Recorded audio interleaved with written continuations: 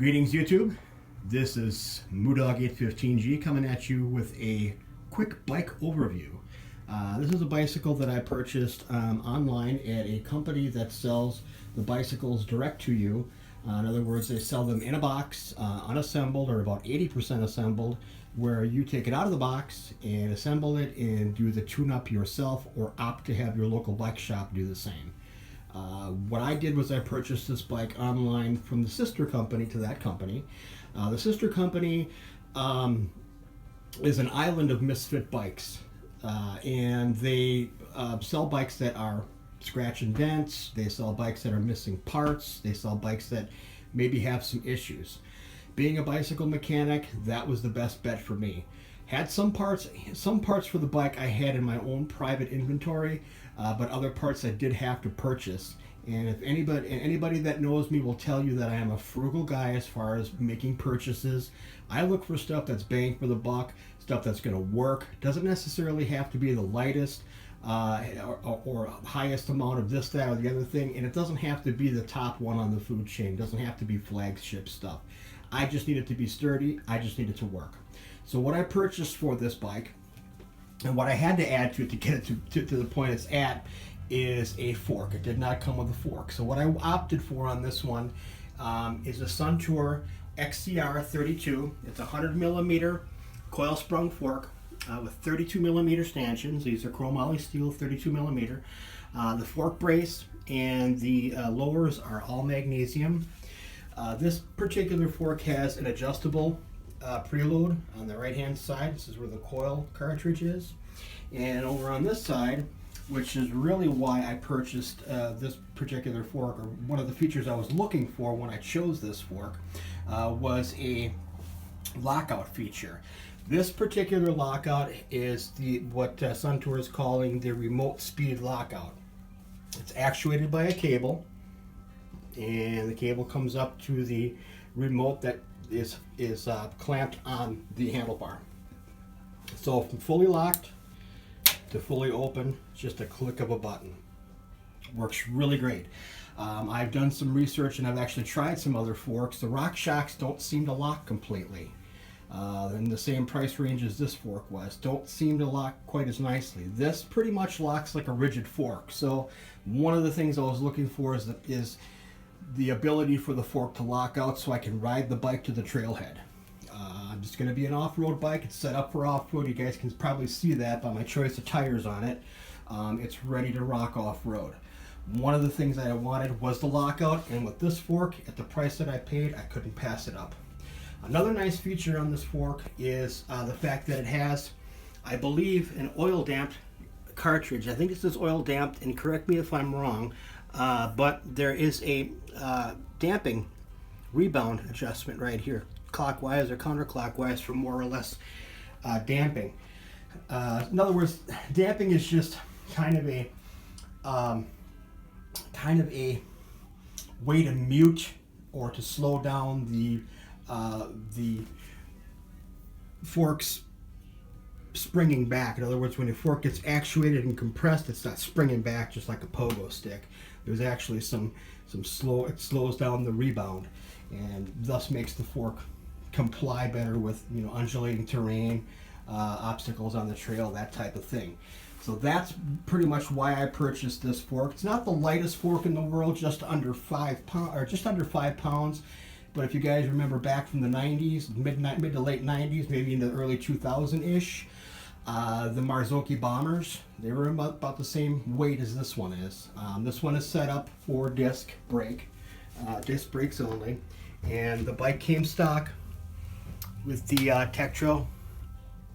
Hope I'm getting this. I'm sorry if I can't get this. Tektro Novella, so nothing really super fancy. A lot of people complain about the Tektro Novellas, but I've had nothing but good luck on a couple bikes with them. If they're set up and broken in properly, they work fine. Other things that I had to purchase for the bike that didn't come with are the bar. The bar is an XLC 31.8 bulge in the center. It's an aluminum bar. The stem I purchased as well. It is a carbon aluminum hybrid kind of construction made by FCFB. The headset is an FSA steel cup threadless headset.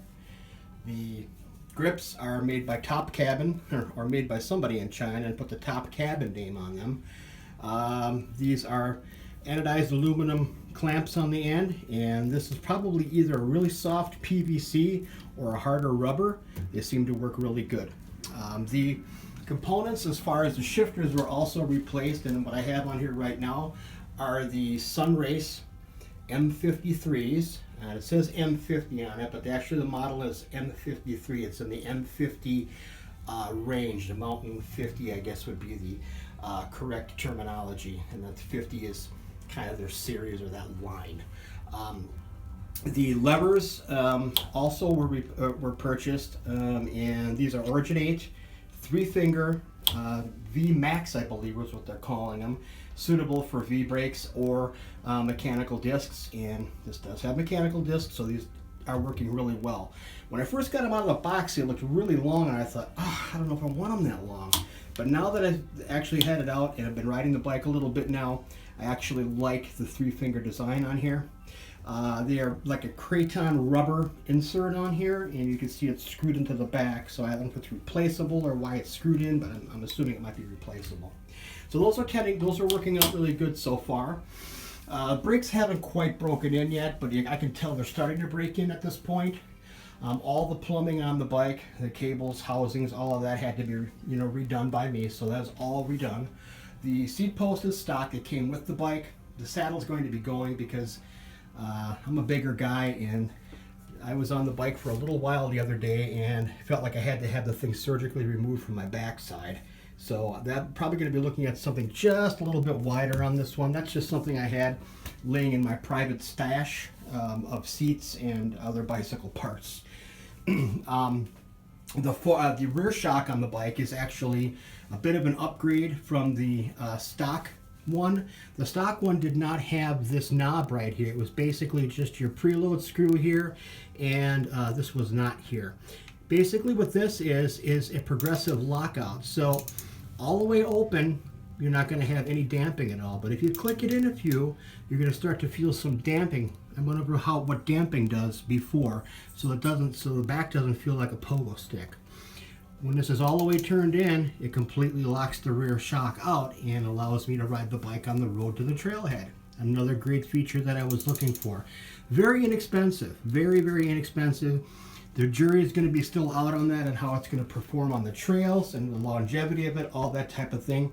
I'm about 220 pounds, and I plan on taking this bike on some pretty heavy-duty trails.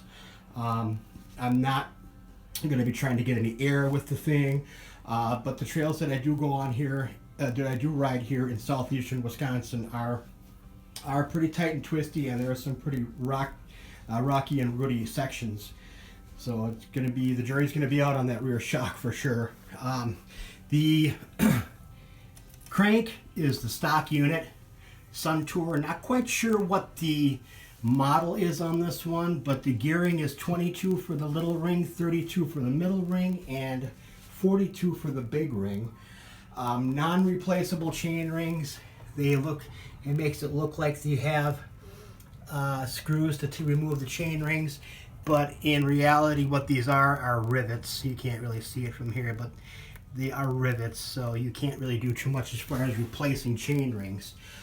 That might be replaced in the near future. I'm going to see how well it does when I'm standing up on it. If it's flexing at all, I think that's going to be something that's going to be replaced. The bottom bracket, I did go ahead and replace. It used to be a Sun Tour bottom bracket. I replaced it with a Shimano UN55 just for durability's sake, and I had it in stock already. You can see that the pedals have also been switched out. I had my VP SPDs that I put on here, so I do use pedals and cleats, or I should say cleats and specialty shoes for the bike. The wheels in and of themselves are pretty much stock. You're looking at these are Maddox, which used to be Gelco brand, but they changed the name to Maddox, and these are the DX221 double walls. Nothing to write home about, but a double wall rim, and and again, the whole jury thing that's going to be out on these too is how, how they hold up to heavy riding. The tires were swapped out as well. And I know I'm going kind of quick with this. I want to keep this under 15 minutes if I can. So the tires were swapped out as well. The original tires were Kenda Cobra, kind of a multi-tread or semi-slick, very, very heavy, not very supple. Didn't like them. Just by swapping out to these Panaracer Fire XC Pro 2.1s with the nice supple sidewalls and a little bit lighter compound, the rotational weight of the bike, the tires, is actually quite a bit less, and it makes the bike accelerate faster, and it actually feels lighter. So plus there. You guys get these bikes online or wherever you're buying a bike, and it's got heavy tires on it. Just by replacing the tires, you're going to change the way that bike feels on the road and on the trail. All the components on the bike are stock. So the Shimano Acera rear. Okay.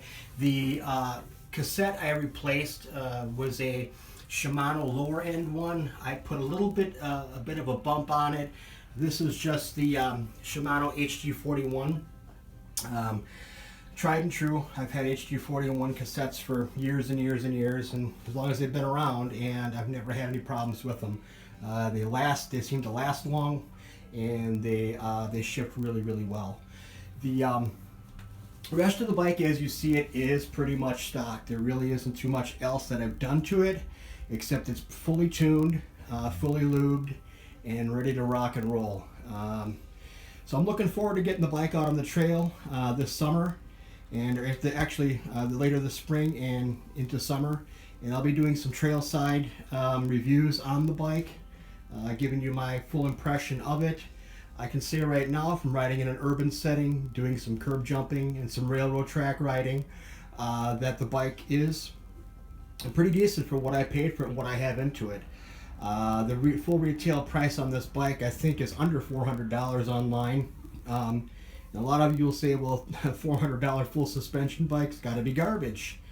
Not necessarily. If you know what you're doing with these things and know what parts to change out to, and still not break the bank on the parts, if you have that working knowledge and you can wrench the bike yourself and set it up, this is actually a very, very nice off-road trail bike. It's not a downhill bike. It's not a good climber necessarily.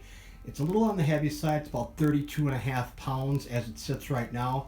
That's an estimate, but it's right around the 32 pound range as far as weight goes. So by no means is this a lightweight racer. It is a heavier trail bike that's just going to provide a lot of enjoyment in the woods this summer and the spring and summer. And hey, I can't beat that. And for what I paid for it, and I'm not going to go into what I paid for the whole thing, it's not a lot. Let's put it that way. Being my frugality kicked in, and all those things came into play, and I was at the right place at the right time to find the fork, and all those other components that I had to purchase were purchased, looking around and asking questions, and just by my own personal knowledge, I think I made a pretty good deal purchasing this bicycle. Some of the parts, again, I don't know too much about the Maddox wheels. I don't know too much about the rear shock, but we're going to go ahead and test those this spring and summer, and I will give you a full review on what I think of the bike. If you guys like the video, give it a thumbs up. Don't forget to subscribe if you'd like. And God bless the Republic. This is Moodog 815G saying, see you, YouTube.